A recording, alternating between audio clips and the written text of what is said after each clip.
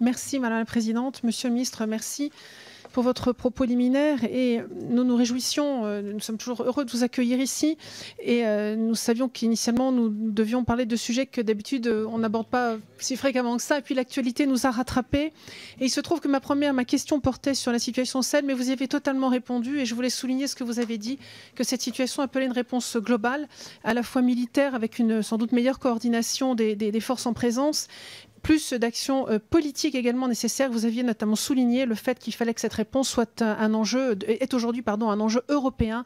Et c'était là tout l'objet de ma question. Je voudrais également vous dire, Monsieur le Ministre, que je reviens d'Ukraine. Vous avez parlé de la situation et du prochain format Normandie qui va se réunir le 9 décembre à venir. Pour vous dire que les Ukrainiens que j'ai rencontré 5 parlementaires ukrainiens, dont 4 nouvellement élus, qui saluent évidemment les gestes de la Russie que vous avez évoqués, mais qui restent très réservés, c'est ce que je voulais partager avec vous, sur l'attitude de notre président, qu'ils ne comprennent pas.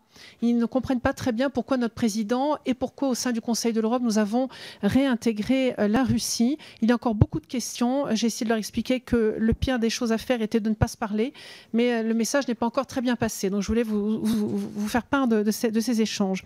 Et je reviens donc à 2 questions. La première, celle de mon collègue Buntan, qui n'a pu être présent aujourd'hui, sur l'axe Indo-Pacifique. En quelques mots, juste vous rappeler que le président de la République a dit en janvier dernier en Australie combien il était important que notre politique étrangère se centre aussi sur cet axe Indo-Pacifique. Mais j'aurais voulu avoir de votre part une petite précision sur le périmètre qu'il entend donner à cet axe Indo-Pacifique, les objectifs que la France se donne dans cet axe Indo-Pacifique et les moyens que nous comptons y mettre. Et enfin, je viens à ma question à moi sur la présence française, les relations entre la France et l'Iran.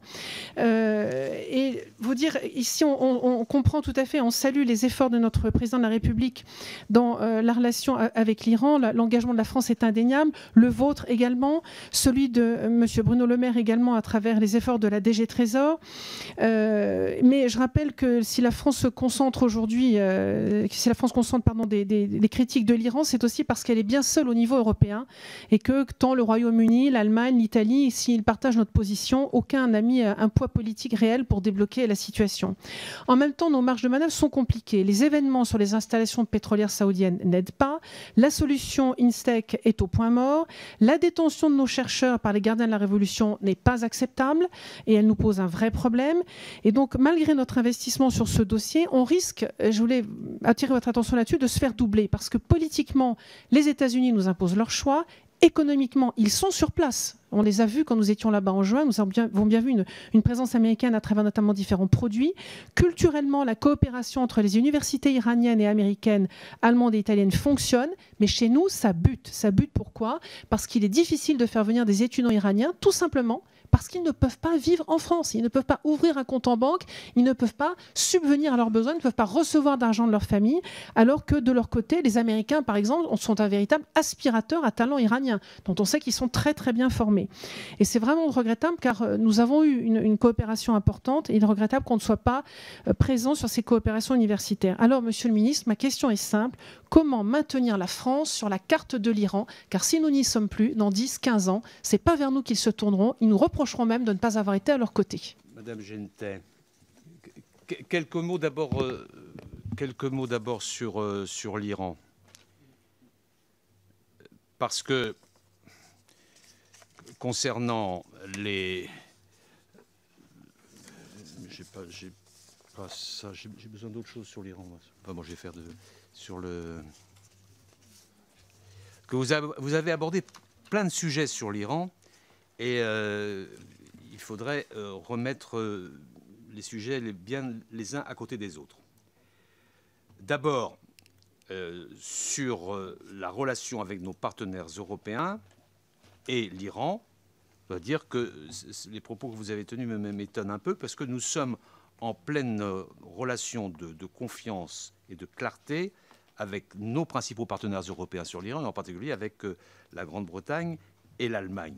Parce que la Grande-Bretagne et l'Allemagne sont aussi, comme nous, signataires du JCPOA. Et nous sommes ensemble pour à la fois tenter des efforts de désescalade, nous sommes ensemble sur la sécurité du Golfe, nous sommes ensemble sur une STEX qui n'est pas mort, puisque les premières opérations commerciales vont devoir avoir lieu dans les semaines qui viennent. Il y avait un problème de réciprocité et d'interlocuteurs iraniens pour permettre des premières transactions, et nous sommes toujours dans cette logique-là. Et nous sommes aussi ensemble pour essayer de maintenir des canaux de discussion avec les autorités iraniennes. Mais, donc, il n'y a pas de ce côté-là de distorsion entre nous et avec les partenaires européens que nous tenons régulièrement informés de nos propres actions et réciproquement. Et nous tenons aussi informer le Conseil des ministres des Affaires étrangères de l'Union européenne sur un certain nombre d'initiatives que nous pouvons prendre. Mais je dois dire que les efforts de désescalade que nous avons tentés, que le président de la République a tenté à plusieurs reprises, n'ont pas abouti pour toute une série de raisons, en particulier parce qu'il y a eu de la part des autorités iraniennes des ruptures dans le dispositif du JCPOA. Tous les 2 mois, il y a une encoche supplémentaire, si bien, j'anticipe un petit peu pour... M.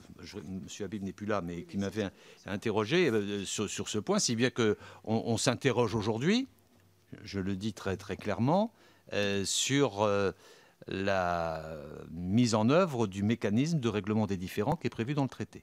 Nous n'avons pas mis en œuvre encore, mais étant donné la succession d'actions prises par les autorités iraniennes qui sont progressivement en rupture avec le contenu du JCPOA, la question se pose. Mais nous sommes toujours favorables à une désescalade. Nous avons tenté plusieurs initiatives qui n'ont pas abouti et qui aujourd'hui sont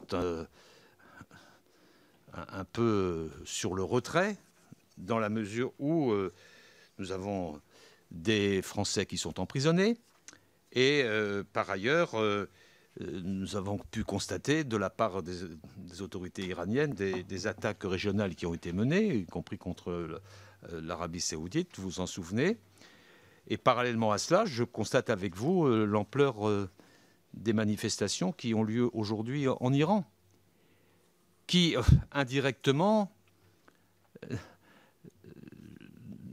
ne favorise pas la mise en œuvre d'une politique de désescalade à laquelle on pourrait éventuellement associer les États-Unis, puisque la logique de pression maximale qui a été initiée et qui n'est pas la nôtre semble leur donner raison, en raison du comportement à la fois du guide suprême et du président Rouhani à l'égard des manifestants.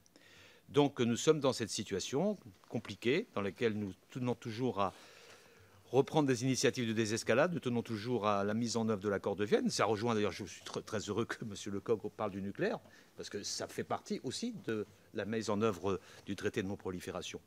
Et donc nous maintenons notre vigilance et notre détermination.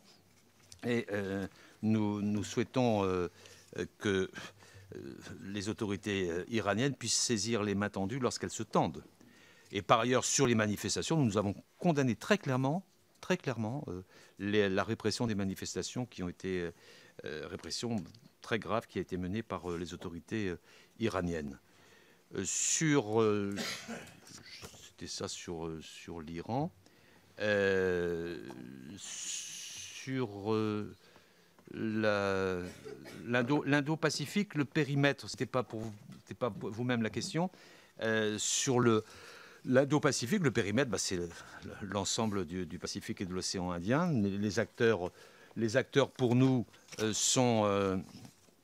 les acteurs majeurs sont l'Australie, l'Inde et le Japon. C'est avec eux que nous travaillons, avec une double préoccupation. D'abord, le maintien de la stabilité et de la paix. Et ensuite, la promotion des biens communs mondiaux, c'est-à-dire l'ensemble des enjeux climatiques et la préservation de la biodiversité. Ce sont les 2 grands objectifs de l'Indo-Pacifique. Nous avons nommé un envoyé spécial sur ces questions qui est aussi en relation avec Singapour et avec les pays africains de l'Est pour créer cet espace de stabilité et de paix, de lutte contre les trafics et de promotion des biens communs mondiaux. Sur la question que vous m'avez posée concernant les Ukrainiens qui sont en interrogation par rapport au fait que la Russie ait rejoint le Conseil de l'Europe. Nous considérons que le fait que la Russie rejoigne le Conseil de l'Europe, c'est une opportunité pour le respect des droits des citoyens et des valeurs, parce que le Conseil de l'Europe, c'est aussi le CEDH, et le CEDH, c'est la possibilité pour les citoyens de faire appel et qu'il y ait ce recours judiciaire possible pour les citoyens russes, et il vaut mieux que la Russie soit dedans que dehors. C'est ce qu'on a expliqué au président Zelensky, et je crois que ça commence à être compris, même si un certain nombre ont fait preuve d'interrogation à un moment donné sur notre position à ce sujet.